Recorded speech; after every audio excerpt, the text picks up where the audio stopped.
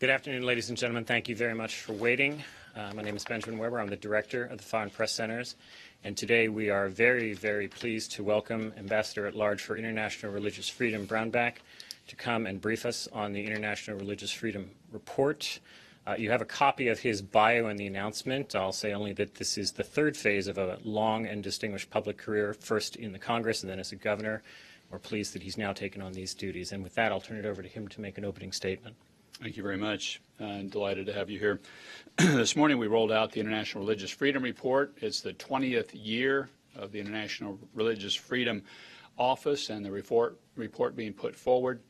It details the situation of religious freedom around the world. It doesn't analyze, it reports. And you'll find in it people being killed for practicing their faith. You'll find people being put in prison or not allowed to practice their faith at all, and you'll find more subtle forms of religious persecution taking place as well. All detailed in the report. Off of that, the countries of particular concern are the lead provocateurs of religious persecution around the world will be cited and enumerated within 90 days is what the statute requires. And so we'll put forward that at a later date, but this is the detailed report. I think you can say safely that the state of religious freedom has improved over the past 20 years, but the situation remains dire for way too many people around the world, whether it's the Rohingya in Burma being pushed out, a religious or an ethnic group with but their faith is a big part of why they're being pushed out. The Kachin now are being pushed out in the north in Burma. Whether in China it's people practicing their faith of Christians or Muslims, Buddhists, Falun Gong, all experiencing substantial persecution there. Pakistan, 50 people with life sentences, 17 on death row for blasphemy and apostasy. Russia with what they do to the Jehovah's Witnesses and many other religious minority groups. You can travel around the world, unfortunately, and find a lot of persecution. One of the other things that the Secretary announced this morning that I'm very excited about is a ministerial on the topic of religious freedom. This will be the first ever ministerial done on religious freedom. It'll be July 25th and 26th here in Washington, D.C. Foreign ministers from around the world will be invited here to discuss what can take place and what do we need to do and next steps on pursuing religious freedom for all. As I mentioned, first ever ministerial. We hope to gather together like-minded countries and those aspiring to be more free for religion. Two of the main objectives, goals of the Trump administration are less terrorism and more economic growth. With religious freedom, you get both. Religious freedom helps an economy to grow, and it produces less terrorism. And this is now in the academic data. On top of the basic issue that is a fundamental human right. It's in the UN Declaration of Human Rights. It's in our First Amendment. It's in documents supporting human rights around the world.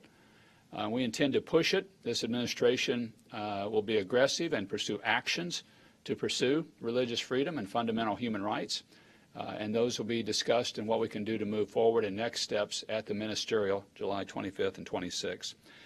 Invitations will be going out soon to countries, to religious leaders, and NGO and the civil community, all three of which will be invited to participate in this first ever ministerial on religious freedom. With that, be happy to take questions that individuals would have. Thank you very much, Mr. Ambassador. I think folks know our rules, but I'll remind you, please wait for the microphone, and when you do get the microphone, please identify yourself by name and outlet. Please limit yourself to one question. Why don't we start with Simon, please?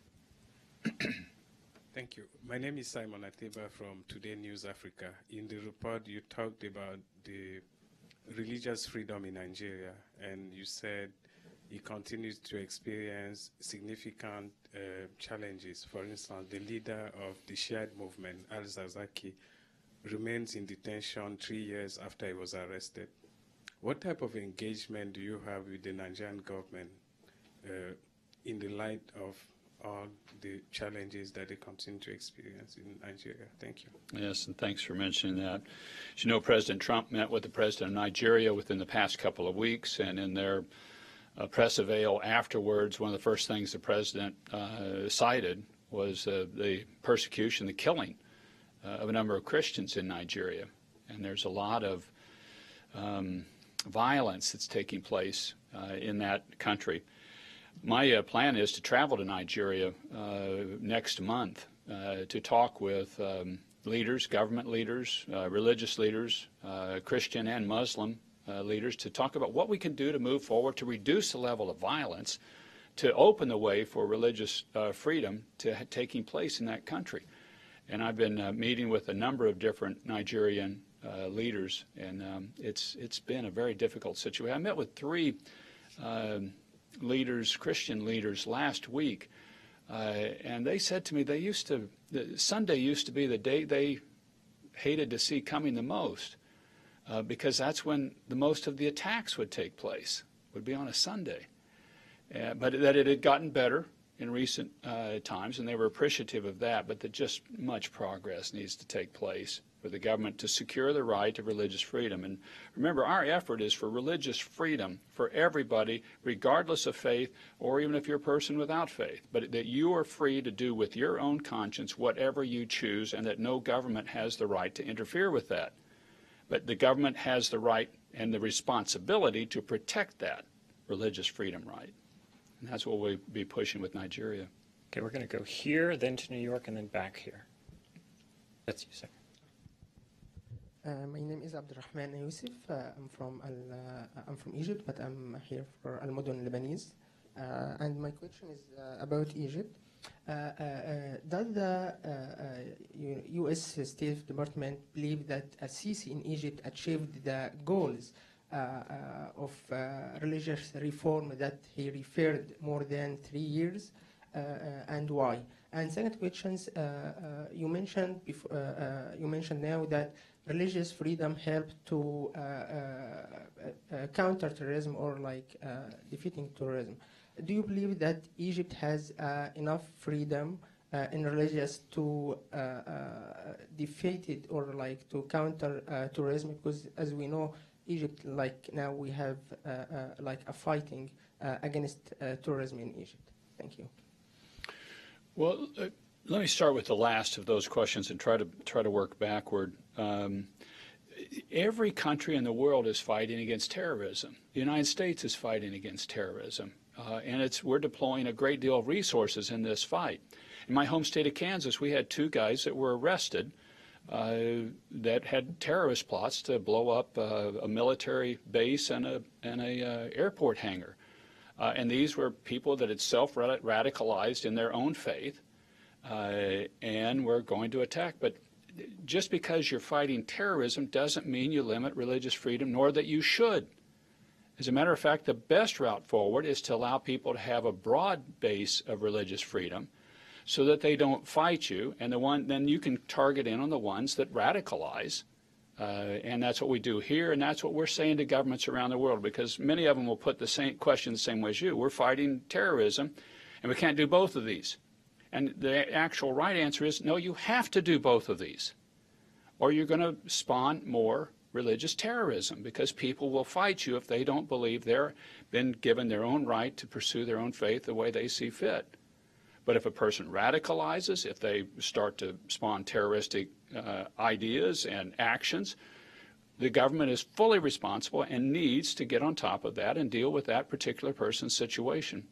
Now, in the case of Egypt, I think and the report will state that there is much work yet to be done.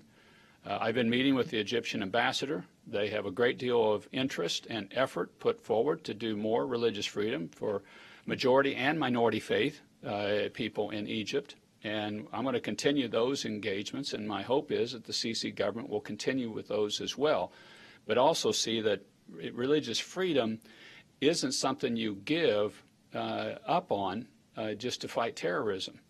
The opposite is true. You get more religious freedom to get less terrorism. Thank you. We'll go to New York now, please. Good afternoon, Mr. Ambassador. This is Deepak Arora from the Tribune Online. .com from India, New Delhi. Mr. Ambassador, you mentioned about the ministerial meeting in July. Have you invited India for the meeting? And my second question is that you mentioned about Burma, Pakistan, China, so many incidents take place, and of course in India. But do you pass any judgment on this, or do you give any directives to the governments in these countries so that the situation improves? We're not stating today the countries that have been invited. Invitations will go out soon to different nations around the world. So we've not stated today who it is or what countries will be invited. There will be nations from all over the world, from every region of the world that will be invited. For as far as what we do with governments and countries, what we try to put forward is a series of recommendations. And in countries of particular concern, these are ones, there are actual sanctions that we will put forward. Sometimes, in many cases, those have been waived, but my hope is in the future that there'll be less of those waivings taking place. If a country is going to persecute based upon religion, then there are consequences that should be paid in the international world. And the United States should put those forward, and we're going to work with like-minded countries to pursue those as well. So we try to work with various governments, the Indian government as well. There have been, unfortunately, a lot of religious violence that's taken place in various communities that I get reports from directly from individuals that coming from India of violence that they've experienced because of who they are in their faith. And that's wrong. We ask the Indian government to pursue more safety, to see justice taking place in these cases where this arises, and we'll continue to pursue that with the Indian government as well as with all governments around the world. Thank you, Ambassador. Katie Wang with NTD TV. A question about China. We know that about 20 years ago, United States delinked this human rights issue with trade issue when dealing with China. So right now, it's another important moment for U.S.-China trade. Do you think it's all right? It's important to maybe relink this issue together, or use a more holistic methodology to in dealing with this human rights issue and push back on the religious persecution? Yeah, that's a great question, and it's a great thought and that you're putting forward. When we had the annual debate previously on normal trade relations with China, it was an annual vote that took place in the Congress, and each year there'd be a discussion of human rights along with economic issues as that vote would come up, and then permanent normal trade relations were voted on and given to China, and so we don't have that annual discussion. But there are many people that want this discussion to take place and to pursue this more and more, because you see the situation, whether it's with the Uyghurs, that's a number of people in re-education camps now, and the stories I'm hearing about during Ramadan of what's taking place to Uyghur practitioners. The Christian community has experienced a great deal of difficulty in many parts of China. The Buddhist, the Dalai Lama situation and case is well known and documented over years, Falun Gong practitioners and what has happened to them. So I think these need to be robustly discussed and put forward. The administration has a number of agenda items with China now, and one of those agenda items is human rights and religious freedom. Sir. Good morning, Mr. Ambassador. This is Sari Al-Khalili from Al Jazeera. My question is on Saudi Arabia. Until this very moment, the Saudis still label Christians and Jews as unbelievers in their curriculums. So to what scale is the U.S. government working with the Saudis to change that fact? Working a lot. And this has been a topic for a number of years. First, I want to start off by saying that I'm very pleased to hear what the Crown Prince is talking about and changes in Saudi Arabia. Saudi Arabia has been a country of particular concern for years, maybe I think really from the outset of the report. But now he's talking about major changes, and we're working aggressively with the Saudi government to see those actualized, those words put into action. And I'm very hopeful for this season. But as we cite in the report, the situation continues on the ground, very difficult. You can't openly practice another faith outside of the one identified by the government. And I think we've just got to continue to press them. So I'm hopeful of the situation there, but we've got to see the actions follow. 1, 2, 3, and then come back up front. Here first, please, and then we will get you, sir. We have time for everybody. Thank you, Ambassador. Sujin Park, Korea Economic Daily. My question is on North Korea. As you described, North Korea in the worst situation in the world in terms of human rights and religious freedom. As you may know, there will be the unprecedented summit between United States and North Korea in June 12th. Do you think as you many expected, the denuclearization issue will be the main topic of the summit, but many insist that human rights and religious freedom should be the topic of the agenda of the summit.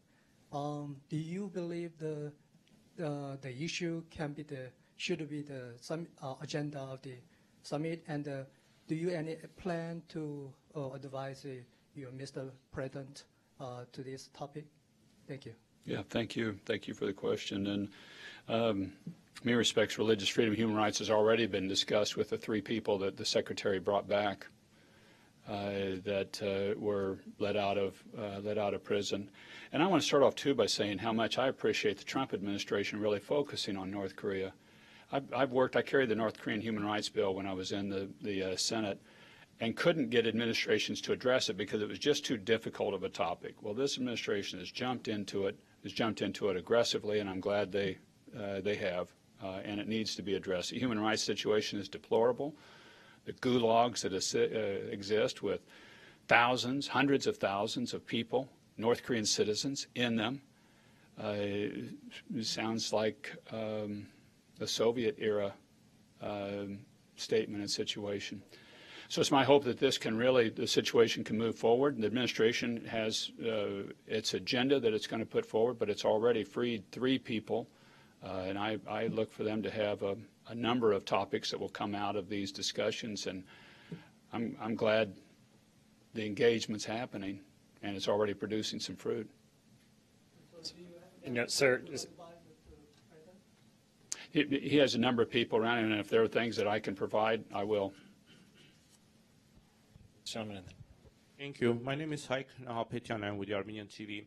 The de-Christianization of the Middle East and Near East is in process, and the exodus of Christians is in process. And due to some estimates, if the tendency remains in place, at some point there will be no Christian in the lands where Christianity technically was born historically. So to what extent this issue is on agenda, and what the administration is taking, what steps the administration takes in order to prevent the de-Christianization of Middle East and Near East, and will the ministerial meeting that will take place in July also handle this situation? Thank you.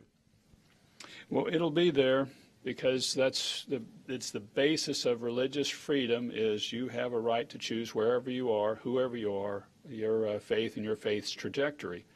And that's going to be a part of the discussion of what takes place with Middle Eastern countries. We've seen what's taken place with Christians and Yazidis in northern Iraq and the Nineveh Plains, and this administration has stepped in to address that with the fight against ISIS. ISIS virtually removed now out of Iraq, and they had 30% of the terrain when this administration started. And now with rebuilding funds going into that Nineveh Plains area to help Christians and Yazidis resettle back in that region that they were driven out of. Now, those funds have been slow to get there. The Vice President announced that effort to do it, but it's moving forward, and it will proceed on forward. I think we've got a lot of work to do in the Middle East for religious freedom. And this has been, unfortunately, a very difficult spot for minority faiths for decades now. And you've seen these numbers of minority population, particularly Christians, have shrunk for decades. I held hearings on this when I was in the Senate 10, 15 years ago, and you were seeing the trend lines at that time. But we're going to push aggressively on the topic of religious freedom. And this will involve also pressing in the Middle East for religious freedom. And part of that, too, is that you would be secure in your own faith wherever you are, and that the government is responsible to secure your protection, even if you're a minority faith person. That's part of the government's role, is that protection of your right. And we'll push that on countries in the Middle East, too. So we'll get the gentleman in the back, and then to Mr. Huang, and then to Laurie. Thank you, sir. So this is Jahanzeb Ali from Airway News TV, Pakistan. Sir, this is about the religious freedom in South Asia, especially in Pakistan and India. You just mentioned Pakistan as a CPC country. No, it's on a special watch list. In a special watch, not in the CPC. So, sir, if we talk about Pakistan and India, in Pakistan during the last 5 years, there are so much legislations to protect the minorities, and governments trying to stop the misuse of blasphemous laws, as you just know about.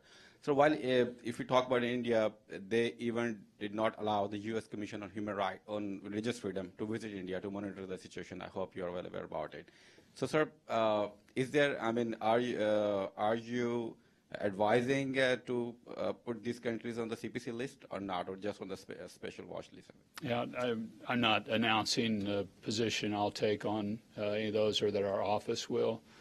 That'll be an internal discussion that will work. And as I noted at the outset, the report's put out today, and then that starts a clock ticking that the countries of particular concern, entities of particular concern, announced within 90 days of when the report's put out. So that will come out within the next 3 months on those countries and on others.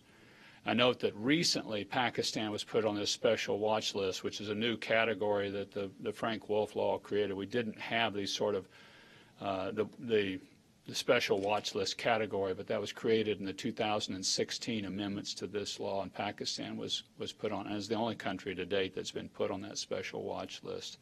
And then I noted earlier the deep concern of what's happening to a lot of people in India today. But those recommendations and those determinations done by the Secretary will come out in the next 90 days. Hi, Ambassador. Paul Huang from the Epoch Times. Follow-up question regarding China and the re-education camps in Xinjiang that imprison the Uyghurs. Has the Commission established a number, how many people are in these camps, and the condition in these camps? And the second question, there have been growing unconfirmed reports about Uyghur women being pressured, in some cases coerced, into marrying Han Chinese men in return for the release of their families from these re-education camps. Has the Commission received such report, and is it something that's being investigated? Thank you. Yeah, I don't have a direct comment to make on those two specific statements of what you have. I can say that I met with a number of Uyghur representatives. I was just at a roundtable, our Religious Freedom Roundtable, and we had a Uyghur representative there. They have all been noting to me the increasing problematic situation, the re-education camps, the collection of DNA samples from a broad cross-section of individuals, the leadership, Communist Party leadership over the region was a Communist Party leader that was over the Tibetan region. And they had experienced a great deal of religious persecution there. And I'm receiving other reports of people not being allowed to practice Ramadan as they would normally be allowed to do. All of which, too, makes me question, well, why? What is wrong with allowing people to practice their faith as they have and their people and their families have for generations? And part of it is not why the need to do this limitation, and there's not a need, and if the idea is we're doing this so that there'll be fewer terrorists, this is counterproductive. You're producing more terrorists by doing this, and that's in the academic data now. So I would ask the Chinese government, look at your practices are counterproductive if this is about addressing the issues of terrorism. And then we're going to keep tracking this, and I hope more of the international community shines a light, particularly what's taking place to the Uyghurs, because it seems to be stepping up in a more aggressive and perilous fashion for them.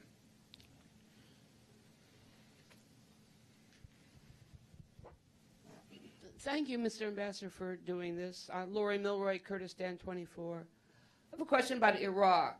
Your report says that in many regions, except for the Kurdistan region, minority groups of any religious adherence said they continued to experience violence and harassment from the majority. Would you provide some detail on that statement? The report is what provides that.